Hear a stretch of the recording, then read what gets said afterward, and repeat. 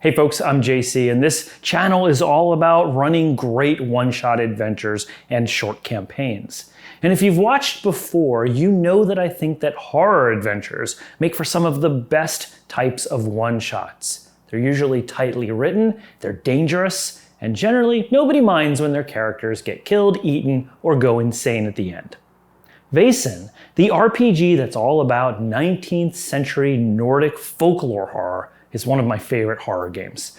I think that Vaesen does such a wonderful job setting a lonely, cold mood, and its adventures often feature familiar but very strange antagonists. And so today I'm going to review The Devil on the Moor, an adventure that sends the investigators to a very lonely, faraway place in Denmark, where they discover that an engineering expedition is being sabotaged by something supernatural and sinister and very vengeful. What haunts these old moors? Is it a ghost? Or something more evil? Or is it merely just the work of a cult of devil worshippers who want to chase strangers away from their old homes? Well, grab your top hat and get ready for some spoilers, because not only am I going to give you a full review of The Devil on the Moor, I'm going to give you GMs some tips and tricks on how to run this dark horror adventure like a pro.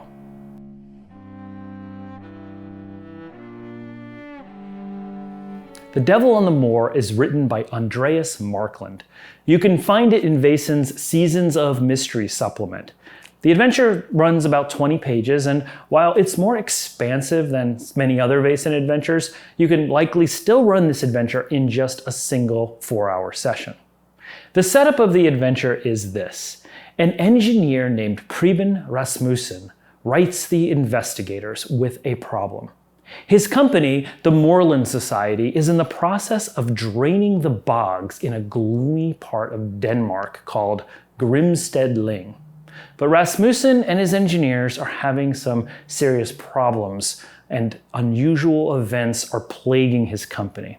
There are signs of sabotage and general hostility from the locals, who are very poor and just really want to make life for this project impossible for Rasmussen and his engineers. Rasmussen is angry, and he chalks up all of these problems to superstitious, devil-worshipping locals who live in a nearby village. Rasmussen believes that the locals have summoned a spirit or a devil to interfere with his project.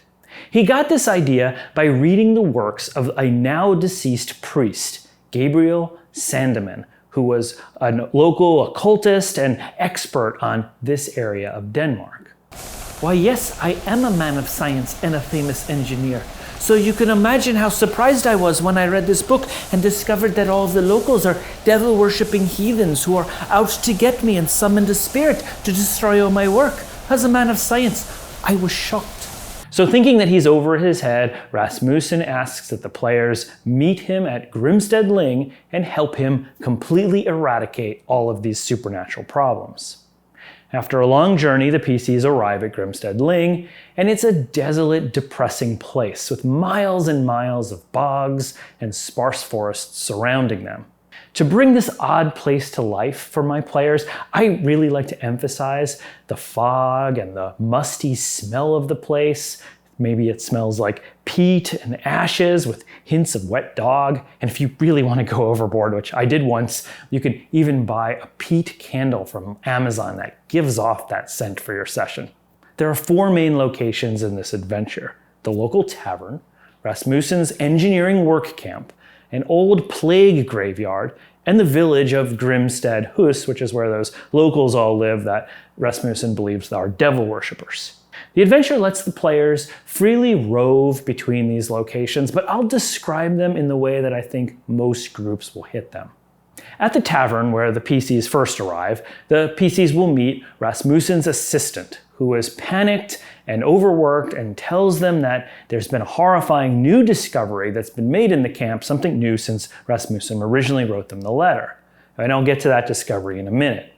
The PCs will also meet a few colorful locals here, including a grandmotherly owner of the tavern who knows a lot about the local lore and will be really helpful later to tie together some clues, and 2 local brothers from the village Hans and Ejnar, who are totally uneducated jerks. While the PCs don't know it yet, these two brothers are the main culprits behind the sabotage going on in Rasmussen's camp. The brothers will be handy very later as antagonists that the GM can use to really up the ante and add pressure, so I always make to start the adventure off with them having words with the PC here at the inn. Not start a fight outright and make them clearly villainous, but make them obviously hostile to the presence of yet more newcomers. Have them approach the PC's table, bully them a little bit, and make some obnoxious remarks, and snicker, and then eventually wander off kind of drunk. The engineering camp is home to a dozen or so workers. And there's a massive machine here that Rasmussen built. It's very innovative and it's sucking water out of the bog.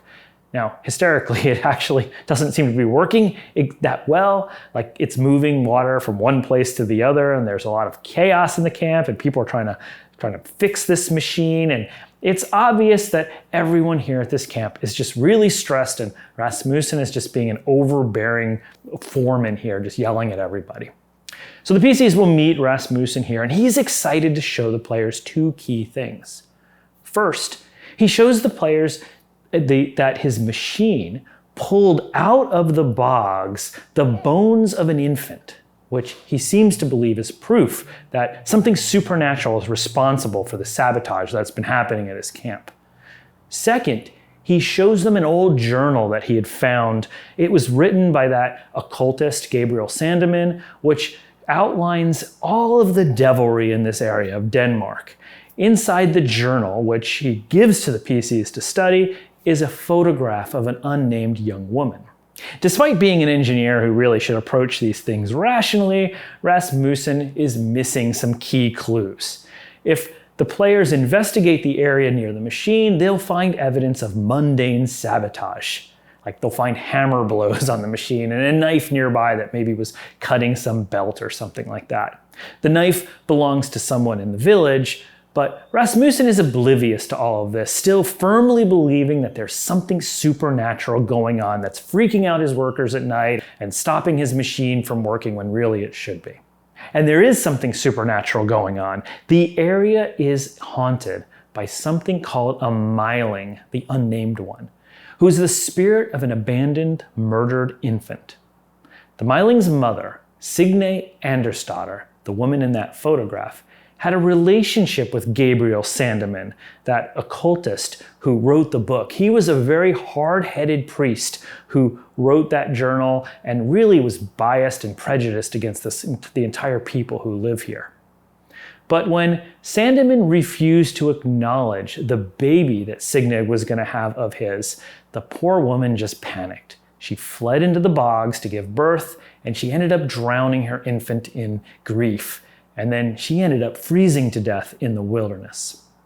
I will stop and emphasize here that this is a dark backstory. Just make sure your players are okay with this sort of plot before running this adventure. So the myling, who sprung into existence shortly after its bones were found, is now angry and furious at whoever possesses Sandeman's journal.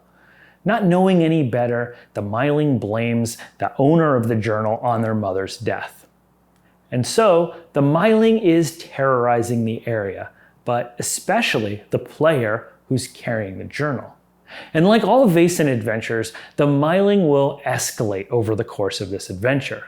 At first, it will take the form of a creepy, green-eyed raven spooking the players and the engineers. Then it will unleash curses, causing accidents and surrounding the area with an unnaturally dense fog where people can get lost forever. Then it will start murdering people, and eventually, if the PCs don't put it to rest, it'll blow up the engineer's magnificent steam engine and cause mass destruction in this area. While it's true that all of the locals are devil worshippers out to get me, everybody knows that a spirit cannot destroy a machine as wonderful as that.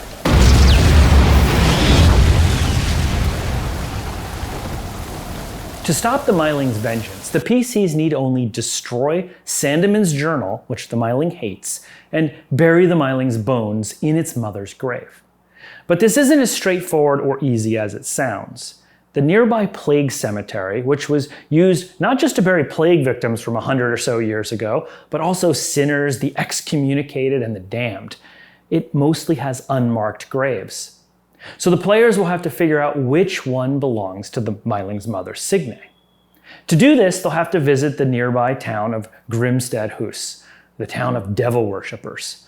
But of course, they're not devil worshippers at all. They're just really uneducated, poor people who dislike the idea of the engineers coming into the area, draining the bog, and industrializing the countryside. Like, you can understand their point of view. So once the players navigate through this town and roleplay some discomfort with the locals and earn their trust, they'll find Granny Thea, who was Signe's mother. And Granny Thea will tell the story about how her daughter had a relationship with Sandeman, and she really didn't like Sandeman because he betrayed her and denied that the baby was his, and they'll learn Signe's grave's location.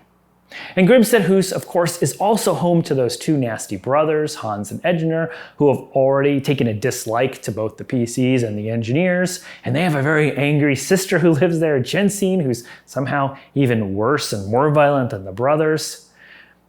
Now why is this guy saying our sweet sister's so violent? Well, the book does say she carries around an axe the size of a halberd. Yeah, I guess that's true then, isn't it? Once the players receive that journal and the photo, the adventure becomes open-ended, and the players can just travel around between the tavern, the engineering camp, the graveyard, and Grimstead Hus to put together all the clues of this story of Sandeman and Signe and the Myling. And as the GM, it's important that you continually use both the Myling and those two brothers to block, frustrate, and scare the PCs. They'll also have to deal with Rasmussen, who is back at the camp just getting increasingly frustrated and wanting to take the situation into his own hands, and he's going to kind of flip from being a helper of the PC's investigation to really just kind of getting in their way. The adventure leaves this really up to you, but my advice is to escalate the action every single time the players switch locations. And every time they return to the engineering camp, you just have something worse happen to the engineers. For the adventure to work well, you have to continually ratchet up the stress and the tension on the players with both supernatural as well as mundane challenges. I also made sure that whenever the Myling would appear, even in its raven form, the danger of the bog itself would increase. The fog would roll in, wails and screams would be kind of heard from the fog, and anybody who jetted off into it just ran a risk of falling over and sinking into it. Where is everybody? The more you can tie the Myling's powers to the danger of that environment of the Moors, the more tension and stress your players will feel. Devil and the Moor will eventually conclude in the graveyard when the PCs dig up the body of Signe and rebury her with her infant's bones. And while they're doing that, of course, the very angry Myling, who is immature and probably thinks that the PCs are like doing something horrible to their mother's grave, will get more and more aggressive. And there will be a big fight at the end where it'll start swooping in and attacking the players and screaming at them. All of that happens in the final scene. And like all Vaesen, a Myling, especially an infuriated one, is the thing to behold. It is powerful. This isn't just a small little like imp or devil. It can create lots of magic around it. It can confuse people. It's incredibly fast. It can shrug off gunshots and will eventually tear the PCs apart if they don't hurry. With some good investigation skills and bold action, the PCs can fend off the Myling, rebury the bones with its mother, and bring the curse of Grimstead Ling to an end. Which means that the area quickly gets industrialized, modernized, and turns into big pharma. Yay! And that's The Devil and the Moor. So what do I think? I think this is one of my favorite Vaesen adventures. I think it's tied with The Silver of the Sea, which I reviewed not too long ago. There's a lot of agency and locations to visit here.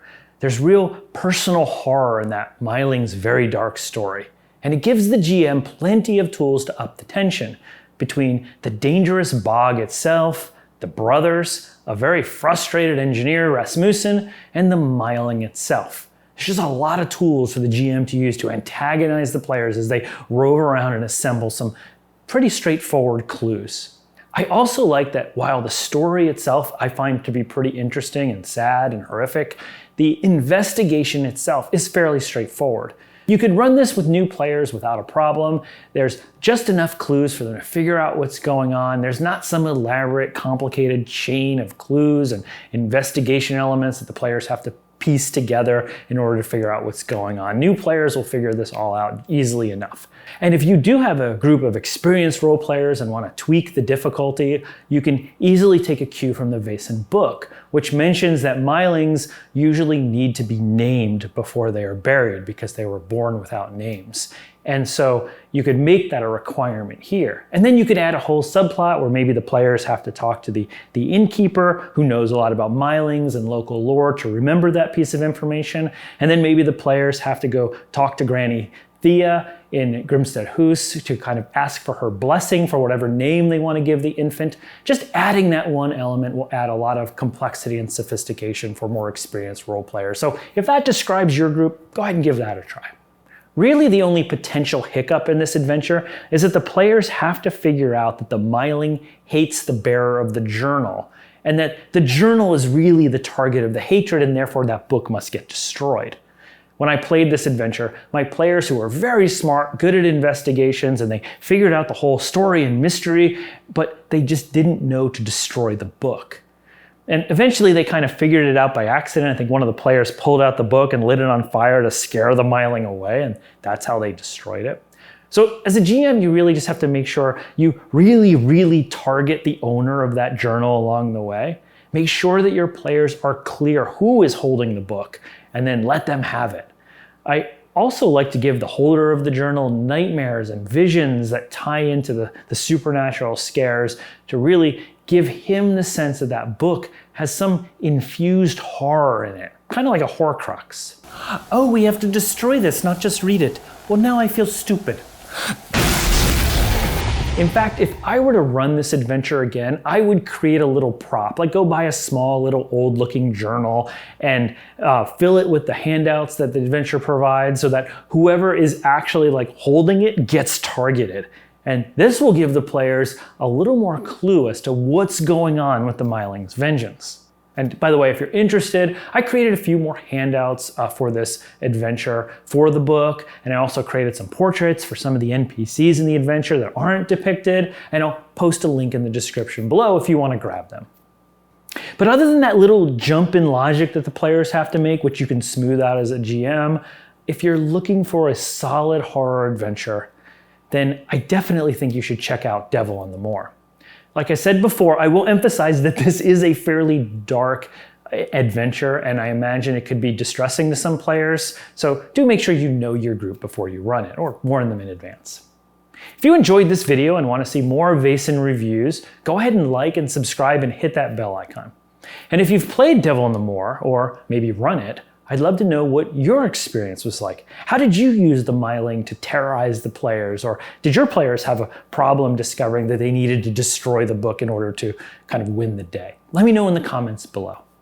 Until next time, I'm JC. And just remember, while it's common wisdom among role players to never split the party, that's doubly true if you're lost in the middle of a moor, surrounded by a dense fog, and an angry baby wants to kill one of you. Just stick with the plan. Stay together as a pack. It'll work out better that way.